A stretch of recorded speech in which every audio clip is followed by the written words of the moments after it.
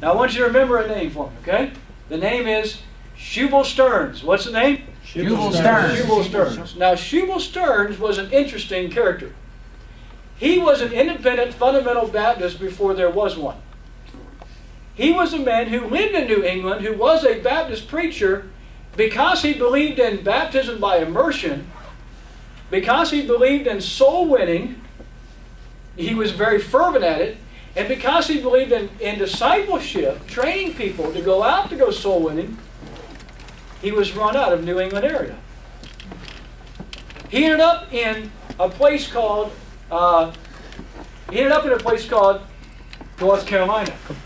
And he started a church called the Sandy Creek Baptist Church. Here it is right here, a picture of it. I believe it's still there. My kids on the way here said, Dad, maybe when North Carolina, I'd like to come go see that church. Maybe I'd like to, maybe it's still there. I've heard that it is. But listen to this. From one church in 1755 to 43 churches in 1771 to 1,000 churches by 1850. Now this is how he did it. This is so neat. Shubal Stearns he went to North Carolina, started a little church in the woods, all right? I mean, in the woods. No structure, nothing, just in the woods. He cut down logs, he used them for pews and, and so on. And he started preaching. He soon had about 16 people in his church, 16.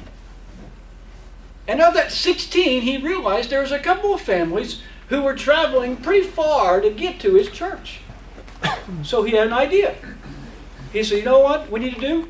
We need to go with these two families, and I need to travel with them back to their area, and in the afternoon, I'm going to hold a service in their area.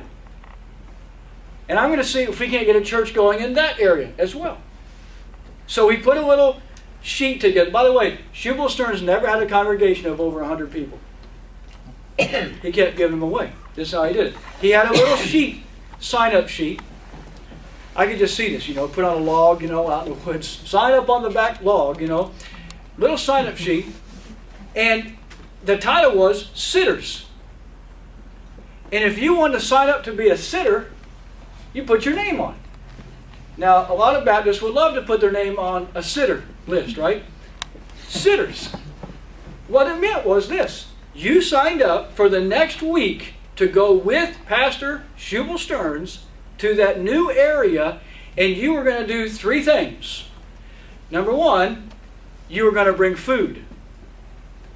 I bet there was Kentucky fried chicken and banana pudding. I mean, it was probably all over that sheet. He said, you're going to bring food.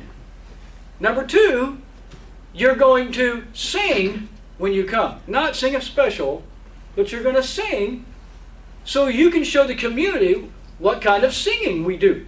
Okay? So you take your hymn books or pamphlets or whatever they have. Number three, I want you to sit in different areas of the seating arrangement so that you can meet and greet visitors and then eat with them afterwards and encourage them to come back. Okay? So they did that. And they did that in one area. They encouraged people in the area to come. And the people that were coming to his first church who lived in that area, once they put a pastor in place, they stayed with that new pastor. And they had an automatic nucleus of people, 20, 30 people. And then that church would do the same thing in the next area. Sound familiar?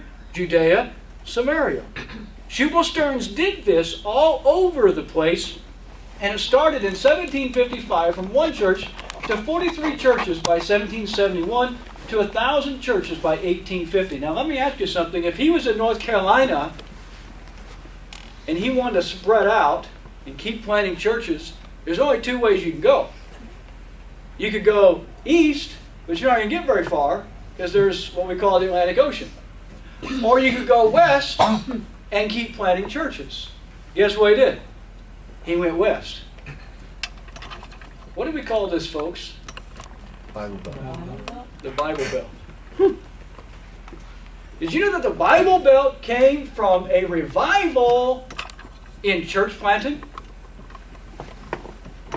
In fact, there are several states, Tennessee, Kentucky, Alabama, Mississippi, Missouri, Arkansas, and Texas, who were reached. The gospel was presented to those states first through this church planting revival. Unbelievable. By the way, back up here, the areas that are most read, 50% or more are claim to be Baptist in those areas. The areas that are least, going down to just the cream or the white, have less than 10% Baptist. Let me draw your attention to the area of the Great Awakening. Look up there. Where's one of the coldest places? I don't mean climate-wise. Where's one of the coldest places spiritually today? The New England area. Why is that? They had 40 years of a tremendous Great Awakening revival because they had no emphasis on church planting. The Great Awakening in America did not survive a lasting impact upon the northeastern states or any other part of the country. The revival in church planting, though, of Shubal Stearns helped form the moral culture of America and lasted more than 250 years. We are still reaping today from that early revival in church planting.